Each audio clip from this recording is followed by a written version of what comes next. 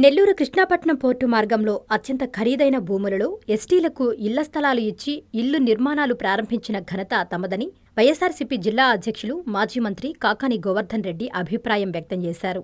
నెల్లూరు జిల్లా ముతుకూరు మండలం బ్రహ్మదేవం గ్రామంలోని జగనన్న కాలనీలో కాకాని గోవర్ధన్ రెడ్డి పర్యటించారు. జగనన్న కాలనీ చంద్రబాబు కహాని అనే కార్యక్రమంలో భాగంగా బ్రహ్మదేవంకి వచ్చిన గోవర్ధన్ రెడ్డికి స్థానిక వైఎస్సార్ నాయకులు మేళతాళాలతో పూలవర్షం కురిపిస్తూ ఘనస్వాగతం పలికారు. వైఎస్సార్సీపీ మండల అధ్యక్షులు మెట్టా విష్ణువర్ధన్ రెడ్డి, ఎంపీపీ గండవరం సుగుణ, జడ్పీటీసీ సభ్యులు బందెల వెంకటసుబ్బయ్య తదితరులతో కలిసి కాకాని కాలనీలోని పలువురు నివాసాలకు వెళ్లి వారిని పలకరించారు. అనంతరం వారితో మాట్లాడుతూ కాలనీలో ఉన్న సమస్యల గురించి అడిగి తెలుసుకున్నారు. తమకు సహాయం చేసి సొంత ఇల్లు నిర్మించుకునే అవకాశం కల్పించారని, అందుకు కృతజ్ఞతగా జగన్మోహన్ రెడ్డి చిత్రపటానికి కాలనీవాసులు పాలాభిషేకం చేశారు. ఈ సందర్భంగా ఏర్పాటు చేసిన సభలో గోవర్ధన్ రెడ్డి మాట్లాడుతూ నాటి ప్రభుత్వంలో కోట్ల రూపాయలు విలువ చేసే భూములను పేదలకిచ్చి ఇల్లు నిర్మాణాలు చేయించి గ్రామాలనే నిర్మించిన ఘనత జగన్మోహన్ రెడ్డిదని చెప్పారు. అయితే ప్రభుత్వం మారి సంవత్సరాలు గడిచిన తరువాత నేడు అదే కాలనీలో పర్యటిస్తే కూటమి ప్రభుత్వంలో ఏ ఒక్క పని తమకు చేయలేదని కాలనీవాసులు చెబుతున్నారని గోవర్ధన్ రెడ్డి అన్నారు. అదే సంక్షేమం మరలా రాష్ట్ర ప్రజలు చూడాలంటే 2029 సంవత్సరంలో జగన్మోహన్ రెడ్డి ముఖ్యమంత్రి అయితేనే సాధ్యమని గోవర్ధన్ రెడ్డి చెప్పారు. ఈ కార్యక్రమంలో మాజీ సర్పంచ్ కట్టా సుబ్రహ్మణ్యం, నాయకులు అగ్నిమస్తాన్, బషీర్, జమీల్ తదితరులు పాల్గొన్నారు.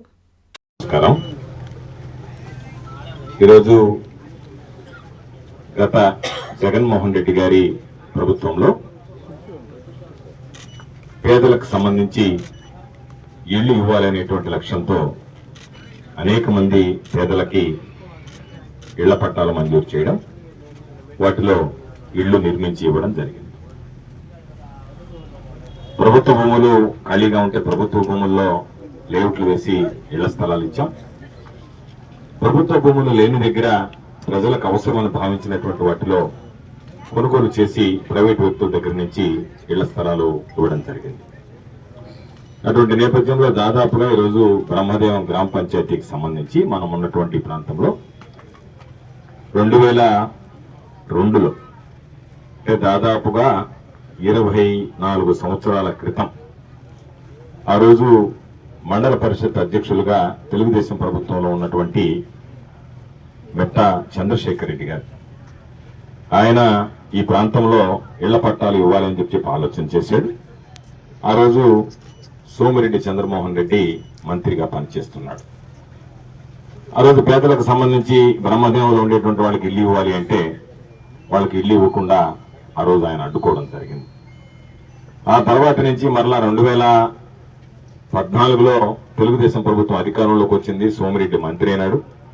అయినా సరే వాళ్ళని గురించి పట్టించుకున్నటువంటి పాపాన పోలేదు.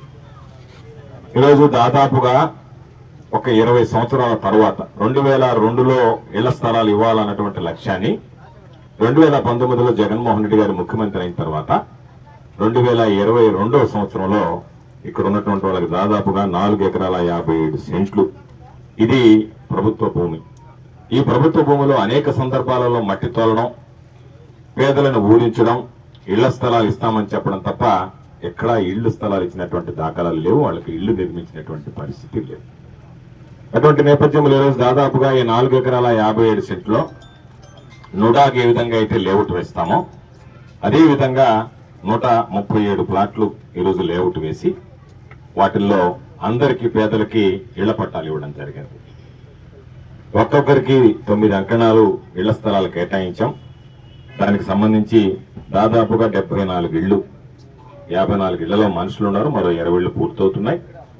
కొన్ని 21 మంది కాపురాలు కూడా ఉన్నారు. వాటిల్లో ఇప్పటి వరకు వెళ్తు వరకు వచ్చి ఒక 10 ఇళ్లు ఆగాయి.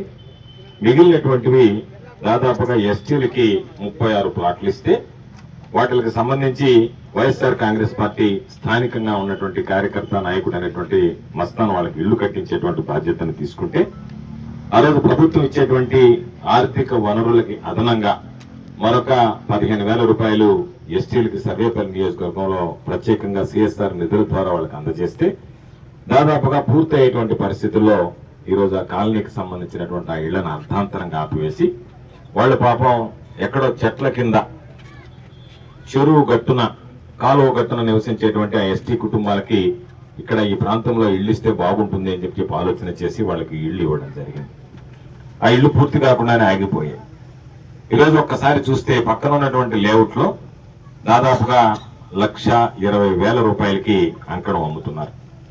అంటే నెల్లూరు కృష్ణపట్నం పోర్టు రహదారికి ఆనుకుని ఉన్నటువంటి అత్యంత ఖరీదైనటువంటి ఈ భూమి ఈరోజు కోట్లాది రూపాయలు విలువైనటువంటి భూమిని ఈరోజు ఒక్కొక్కటి 1,50,000 లెక్కన అంకణం అమ్మేటువంటి భూమిని 13 లక్షల నుంచి 15 లక్షల వరకు ఉన్నటువంటి ఆస్తిని ఈరోజు పేదలకి ఇళ్ల పట్టాల రూపంలో ఇచ్చినటువంటి ఘనత వైఎస్ జగన్మోహన్ రెడ్డి గారు.